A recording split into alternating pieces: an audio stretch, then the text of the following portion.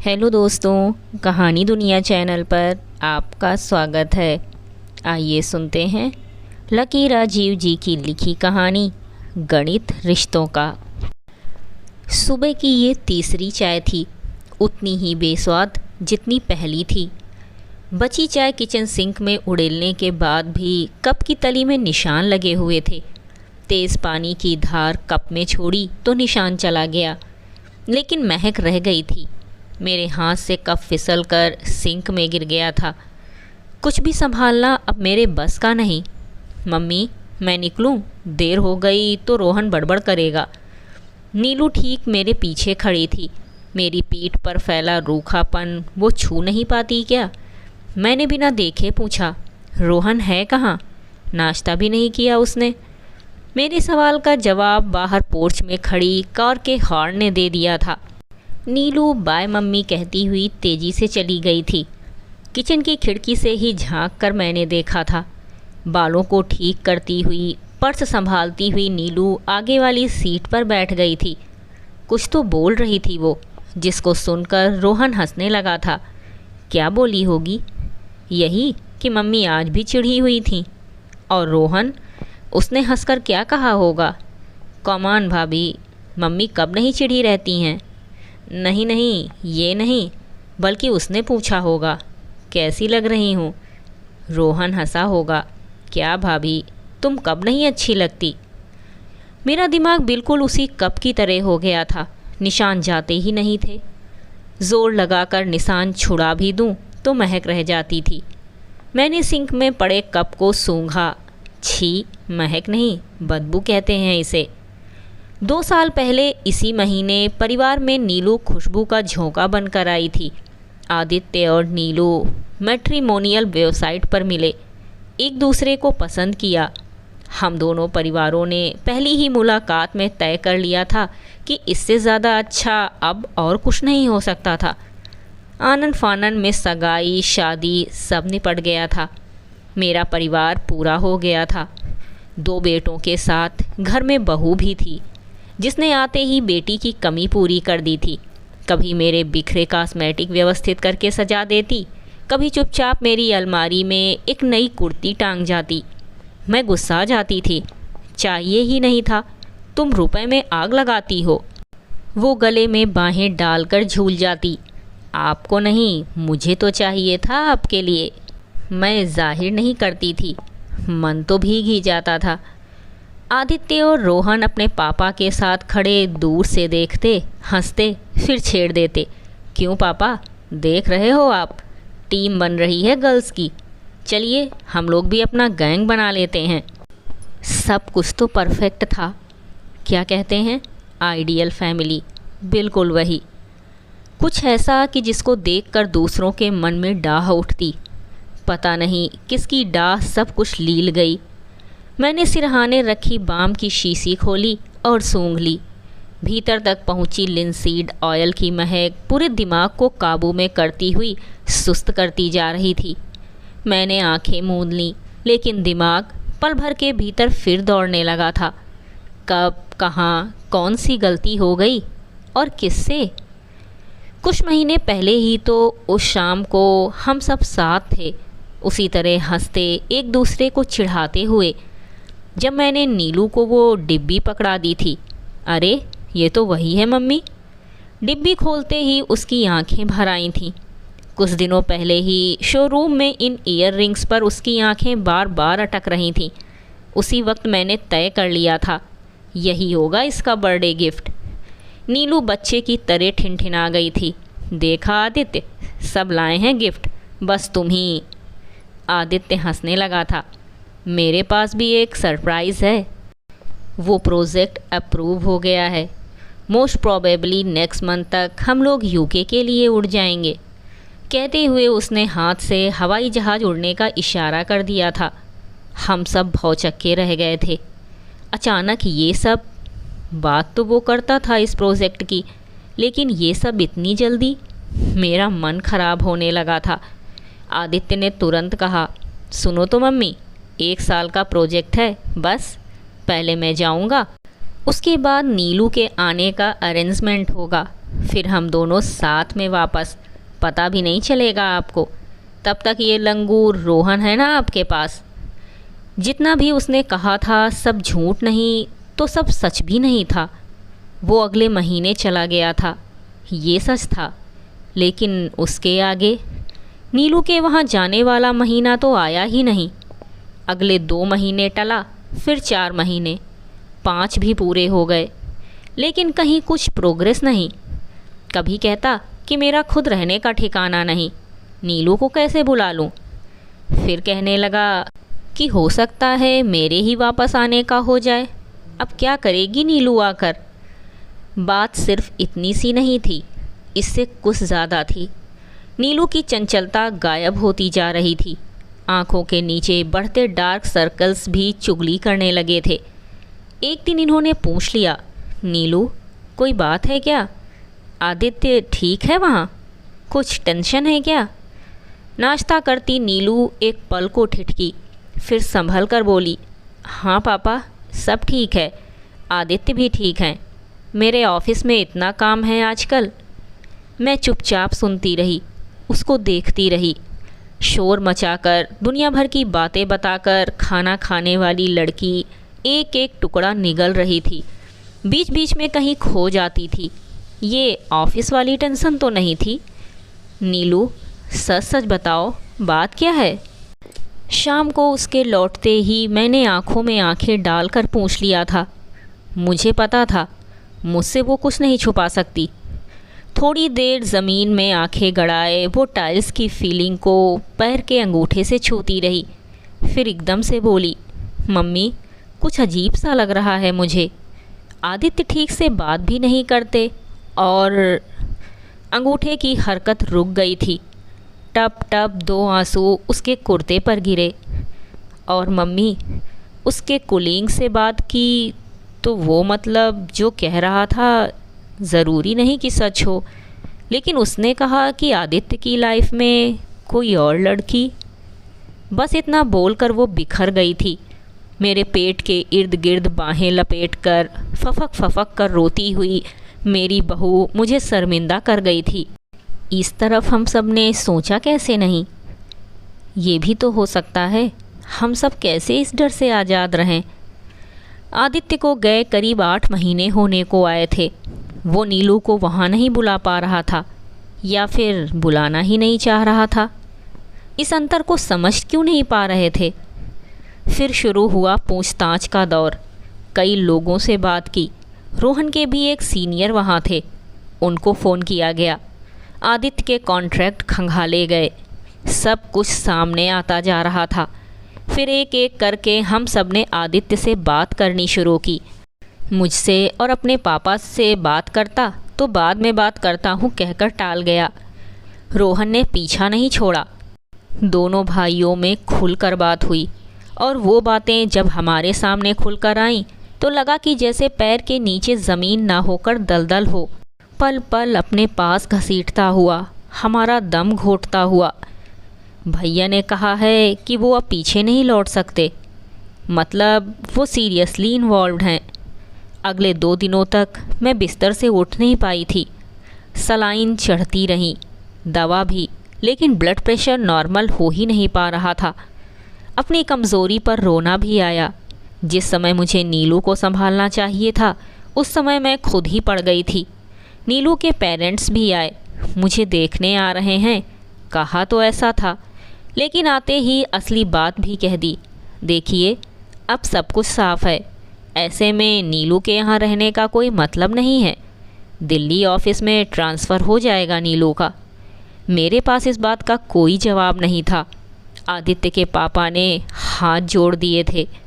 Transfer में भी time लगेगा ही, थोड़ा रुक जाइए, बस एक बार सामने बैठ कर बात हो जाए, फिर आपकी जो मर्ज़ी। 2-3 महीने में आदित्य वापस आ रहा है, क्या पता सब कुछ सही ही हो जाए। तब तक प्लीज़। नीलू के मन में भी शायद यही था। एक बार फिर शुरू हुआ इंतज़ार का एक और दौर। पल पल डराता हुआ, डरावना, दिन खींच खींच कर लंबे करता हुआ, बोझिल। नीलू की ओर मैं देखती तो लगता इत्र की शीशी किसी ने खुली छोड़ दी। भीतर कुछ भी नहीं रह गया। ना तो ठीक से खाती, ना कहीं जाती। घर से ऑफिस, ऑफिस से घर, बस इतना ही। कभी शॉपिंग की बात की तो सफाई से टाल गई। ना मूवी, ना रेस्टोरेंट। मेरा अपराध बोध बढ़ते बढ़ते मुझको ही लीलने लगा था। रोहन, कल हम सब लोग मूवी चलेंगे, कुछ और प्लान मत बनाना। और हाँ, ऑफिस से आकर अपने कमरे में मत घुसे रहा करो, नीलू से बात किया करो, घुल रही है वो। मेरे ही दिए गए सुझाव थे ये सब। कौन सा ग्रह आकर जमा था मेरी कुंडली में, जो मुझे डाल पर बैठाकर हाथ में कुल्हाड़ी थमा गया था। अगले दिन मूवी जाने से तुरंत पहले मुझे भयंकर पेट दर्द उठा। अपनी कसम चढ़ाकर मैंने दोनों बच्चों को ही भेज दिया। कभी सब्जी का झोला थमाकर बाजार भेज देती, कभी हम तीनों टीवी देख रहे होते तो मेरी आंख लगते ही मैं उठकर अपने कमरे में आ जाती। ये सब कोई मुझसे करवा रहा था या अपने आप हो रहा था? सबसे बड़ी गलती तो मैंने उस दिन कर दी जब नीलू ऑफिस कैब का वेट करती हुई झुंझला रही थी। मैंने बहुत अच्छी माँ बनते हुए ऐलान कर दिया था, देखो रोहन, मना मत करना, लगभग एक ही टाइम है तुम दोनों का, साथ क्यों नहीं आते जाते। रोहन ने एक बार भी मना नहीं किया था। मेरे मन का बोझ उतरने लगा था। नीलू थोड़ी नॉर्मल होने लगी थी, हल्की सी महक फिर घर को घर बनाने लगी थी। आदित्य के आने का इंतज़ार अब उतना कठिन नहीं रहा था। देखा जाए तो मौसम बदल रहा था, हवाएं थीं, लेकिन ये नहीं पता था कि आंधी भी आने वाली थी। दोनों को साथ ऑफिस जाते महीना भर हो गया था। उस दिन करीब घंटे भर देरी से ये लोग लौटे। देर होनी थी तो एक फ़ोन तो करते मुझे, तुम दोनों में से कोई देर से निकला होगा, है ना। दोनों का चेहरा ध्यान से देखते हुए मैंने पूछ लिया था। सकपकाया रोहन मुझसे आंखें चुराते हुए बोल दिया था, हाँ मैं फंस गया था। ये भी आधा सच ही था। फंस ये दोनों गए थे और अब मुझे फंसा रहे थे अपने झूठ के मकड़ जाल में। हालांकि ये जाल भी मुझे कल शाम ही दिखा और ठीक तब से ही नीलू के पास आते ही मुझे एक अजीब सी महक घेरने लगी थी। नहीं, महक नहीं, मैंने क्या कहा था, बदबू। कल शाम को मॉल में मेहंदी लगाने वाली लड़की को मैंने फ़ोन किया था। त्यौहार आ रहा था, सोचा कि नीलू को भी अच्छा लगेगा। वो लड़की तुरंत बोली थी, हाँ आंटी, एड्रेस याद है मुझे, आपको और भाभी को अच्छे से पहचानती हूँ, भाभी से मिलती रहती हूँ, हाय हेलो होती रहती है। अचानक मैं सनक गई थी। भाभी तुमको कहाँ मिलती रहती हैं? यहीं मॉल में, छोटे वाले भैया और भाभी अक्सर दिखते हैं। मुझे लगा था छत पर घूमता पंखा मेरे सिर पर गिर चुका था। क्या कह रही थी ये लड़की? अक्सर दिखते हैं? कब जाते हैं? और सबसे बड़ी बात, जाते हैं तो मुझे क्यों नहीं पता रहता? यही है क्या वो काम जिसमें रोहन फंस जाता है? अब दिखी जाकर वो डाल जिस पर मैं बैठी थी, और कुल्हाड़ी भी दिखी जो इन दोनों को मैंने थमा दी थी। घिर घिर चलती हुई कुल्हाड़ी, घिस घिस कर कटती हुई डाल। लगा कि अभी चक्कर खाकर गिर पड़ूंगी मैं। बड़बड़ा रही थी, मेरी आवाज़ कांप रही थी। कोई नहीं कह सकता कि ये मेरा वहम है, सब सच है। रोहन उससे तुम कहकर बात करने लगा है। बात बात पर यार बोलता है। कभी कभी भाभी कहने की बजाय उसको नीलू भी कहता है। मेरा गला रुंध गया था। एक हिचकी आई कसकर। अब इस सर दर्द को इसके मायके वापस भेजना ही पड़ेगा, नहीं तो कुछ भी नहीं बचेगा। इसके ठीक बाद से ही भीषण सिर दर्द उठा था। माइग्रेन की दवा निगली, बर्फ़ सिर पर मली, दालचीनी का लेप लगाया, सब फेल। एक गंदी सी बदबू घर भर में फैली रही। ना कुछ खाते बन रहा था, ना पीते। चाय तक अपना स्वाद खो चुकी थी। मेरा दिल मानने को तैयार नहीं था कि मेरे घर में ऐसा हो रहा था। छी छी, देवर भाभी के रिश्ते में ये गंदगी। जितना सोचती उतना ही परेशान होती जाती। दिमाग में सारी बातें आती जा रही थीं। इसीलिए तो अपने मायके नहीं गई। सोचा होगा कि यहीं रहकर अपना खेल खेलती रहेगी। नीलू के बारे में सोचती तो लगता कि कोई मुखौटा लगा कर बैठी है भोलेपन का। बस उतारने भर की देर है। भीतर से निकल कर आएगी एक चंट चालाक शातिर लड़की। बस अब हो गया, इसके मायके फ़ोन करती हूँ और कहती हूँ कि अब सब कुछ खत्म। जब बेटे से ही रिश्ता नहीं रहा तो इससे कैसा रिश्ता।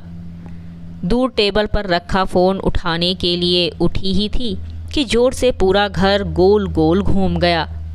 1 सेकंड रुककर फिर आगे बढ़ी तो सब कुछ काला काला। चीख कर घरेलू सहायिका को आवाज़ दी। उसके बाद क्या हुआ कुछ याद नहीं। जब धीरे धीरे आंखें खुली तो जगह बदली बदली सी थी। नहीं, ये मेरा कमरा था ही नहीं। पर्दे, बेड, ये मशीनें, बगल में नर्स खड़ी थी, उसके बगल में रोहन अपने पापा के साथ और मेरे सिरहाने बैठी नीलू। ओह, मैं अस्पताल में थी क्या? मम्मी, अभी कैसा लग रहा है? रोहन मेरे चेहरे के पास आता हुआ बोला। पल भर के भीतर सब कुछ याद आने लगा था। मैं गिर पड़ी थी घर में। क्यों गिर पड़ी थी? अच्छा हाँ, वो सब जो हुआ था, वो सब जिसमें रोहन था, नीलू थी। मैंने फिर आंखें मूंद ली थी। नीलू मेरा सिर सहला रही थी। मेरे अंदर ताकत होती तो इस लड़की का हाथ झटक देती। मैं चुपचाप पड़ी रही। घर कब तक जाएंगे? बस इतना ही मैंने पूछा। नर्स ने चुप रहने का इशारा करते हुए मुझे लेटे रहने को कह दिया। रोहन नाराज़ हो रहा था। जब आपको पता है कि शुगर कम हो जाती है तो टाइम से खाना पीना क्यों नहीं चलता आपका? मैं कहना चाहती थी, बेहोश मैं मीठे की कमी के चलते नहीं बल्कि तुम दोनों की बढ़ती मिठास के कारण हुई थी।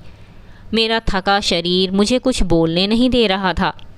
शाम हुई, रात हुई, मैं कितना थक गई थी कि इतनी ड्रिप चढ़ने के बाद भी अभी तक सामान्य नहीं हो पा रही थी। मैं सच में थक गई थी, अपने आप से, अपने घर के लोगों से, अपने ही बच्चों से। आदित्य का ख्याल कड़वाहट भर गया। कोई मतलब ही नहीं रखा उसने। यहाँ क्या हो रहा है उसकी कोई खबर उसको है ही कहाँ। और अब ये दोनों। आँखों से 2 बूंदें लुढ़क कर चेहरा भिगो गई थीं। नीलू ने चेहरा साफ करते हुए कहा, कुछ टेंशन मत लीजिए मम्मी, कुछ नहीं हुआ है आपको। मुझे क्या हुआ था वो सब उसको मालूम ही कहाँ था। जब मालूम पड़ेगा तब इसका क्या हाल होगा। झूठी कहीं की, लेकिन सब कुछ पूछना तो पड़ेगा ही, जल्दी से जल्दी। मैंने रात को ऐलान कर दिया, रोहन अपने पापा को लेकर घर जाओ, मेरे पास नीलू रहेगी। इससे अच्छा मौका मुझे नहीं मिलेगा। घर पर तो कभी रोहन कभी उसके पापा इसका पक्ष लेने लगेंगे, मुझ पर ही हावी हो जाएंगे।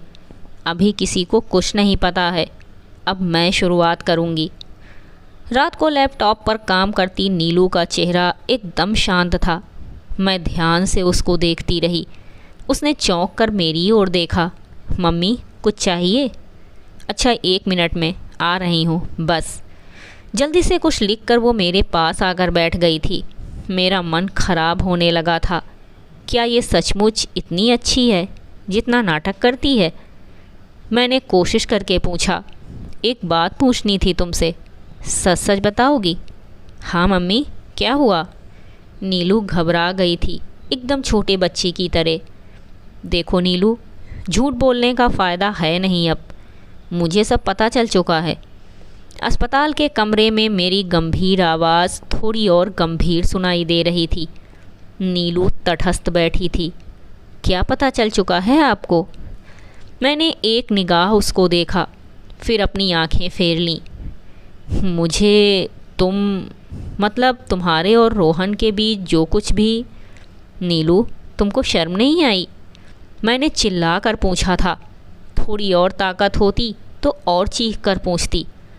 नीलू ने मुझे लिटाते हुए कहा, घर चलकर बात करेंगे मम्मी, अभी आप लेट जाइए। मैं थोड़ा और टूट गई थी। क्या ढिठाई थी, यानी ये सब कुछ स्वीकार रही थी। मना तो किया ही नहीं इसने। वाह, घर चलकर नहीं, मुझे अभी बात करनी है नीलू। तुमको हम लोगों ने कितना माना और तुमने? कहते हुए मेरी आवाज़ भर आई थी।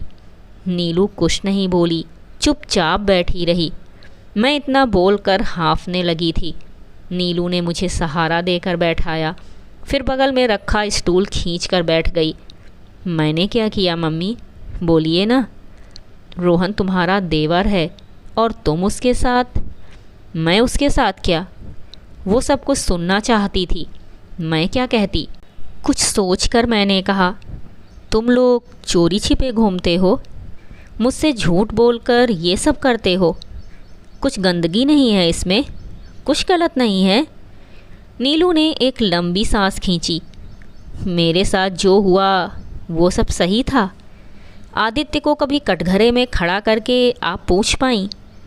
आदित्य को तो ये तक नहीं पता कि यहाँ कौन जिंदा है कौन नहीं। कहते हुए उसकी आंखें भर आई थीं। थोड़ा रुककर बोली, मेरे पापा लेने आए थे ना, आप लोगों ने ही रुकने को बोला। ये सच है कि नहीं? मैंने डांटते हुए कहा, बकवास मत करो, मैं पूछ क्या रही हूँ और तुम? वही बता रही हूँ मम्मी। नीलू तड़प उठी थी। आप लोगों ने मुझे क्या समझा था? मैं कोई गुड़िया हूँ? कितना इंतज़ार, कितने झूठे वादे। कभी सोचा कि मैं पल पल मर रही हूँ? सिर्फ आप लोगों की वजह से मैंने आदित्य पर धोखाधड़ी का केस नहीं किया। उन सब की वजह से मैंने क्या क्या झेला, पता भी है आपको?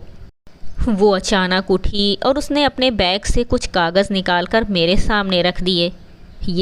ये सब चल रहा है मम्मी। महीनों से इलाज चल रहा है मेरा। कभी डॉक्टर नींद की दवा देता है, कभी डिप्रेशन ना होने की। ये सब जो मेरे साथ हो रहा है वो पता भी है किसी को? वो अपने आंसू पोंछते हुए थोड़ी देर चुप रही, फिर कांपते हुए बोली, ये सब रोहन को पता चल गया था। पहले तो वो खूब लड़ा, फिर दोस्त का फ़र्ज़ निभाते हुए मेरी हिम्मत बनता चला गया मम्मी। मुझे पता ही नहीं चला कि कब मेरे अकेलेपन को दूर करते करते रोहन और मैं एक दूसरे का सपोर्ट बनते चले गए। वो बोलती बोलती कहीं खो गई थी। अचानक चौंक कर दृढ़ आवाज़ में बोली, लेकिन आप चिंता मत करिए, मैं जा रही हूँ जल्दी ही। मेरा ट्रांसफ़र कुछ ही दिनों में हो जाएगा।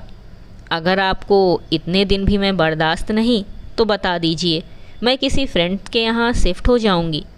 बस आपसे इतनी सी रिक्वेस्ट थी कि इस रिश्ते को ख़राब नाम मत दीजिए। आपने गंदगी शब्द इस्तेमाल किया था ना मम्मी, दोस्ती में कभी ये शब्द आता ही नहीं है। बस इतना बोलकर वो चुप हो गई थी। दवाओं का असर था या इन बातों का? थोड़ी ही देर में गहरी नींद मुझे आगोश में ले चुकी थी। ऐसी गहरी नींद कि अजीब अजीब सपने बारी बारी आते रहे। कभी दिखता कि नीलू पागल हो गई है, फिर दिखता कि आदित्य और रोहन साथ बैठे हैं। मैं पूछ रही हूँ, नीलू कहाँ है? वो लोग पूछते हैं, कौन नीलू? एक बार देखा कि नीलू की तस्वीर पर माला चढ़ी हुई है। सामने बैठी भीड़ फुसफुसा रही है कि मैंने उसकी जान ले ली है। पता नहीं कब सुबह हुई, कब मेरी आँख खुली। होश आया तो नर्स दवा दे रही थी। मेरे घर के लोग कहाँ हैं सिस्टर? नर्स खींचते हुए बोली, कौन लोग? तुम्हारी बेटी ही तो है इधर, वो देखो बैठी तो है। दीवार से सिर टिकाए नीलू आधी नींद में थी, लेकिन मेरे जागने का समय आ चुका था। इसके साथ हम सब ने किया क्या? कहीं ना कहीं हम सब दोषी थे। एक एक करके भूल सुधारनी ही होगी। प्रायश्चित अभी नहीं किया तो कभी नहीं। रोहन और नीलू एक दूसरे से जुड़ चुके हैं। एक बार फिर एक और रिश्ता बिखरे, ये ठीक नहीं होगा। मेरा मन साफ हो चुका था। वो मैल मेरे मन में था जो मैं इनके रिश्ते में देख रही थी। सब हल्का हल्का था। नर्स ब्लड प्रेशर नापते हुए संतुष्ट थी। सब अच्छा है, नाश्ता करके ये दूसरी दवा लेनी है। बेटी को जगा कर बताऊं? नहीं सिस्टर, उसको सोने दीजिए, मुझे याद रहेगा। वैसे वो सोती हुई नीलू के चेहरे पर एक लट आकर बिखर गई थी। मैंने सिस्टर को थोड़ा और समझाया, वैसे वो मेरी बहू है, छोटी बहू। यह थी लकी राजीव जी की लिखी कहानी गणित रिश्तों का। कहानी सुनने के लिए धन्यवाद।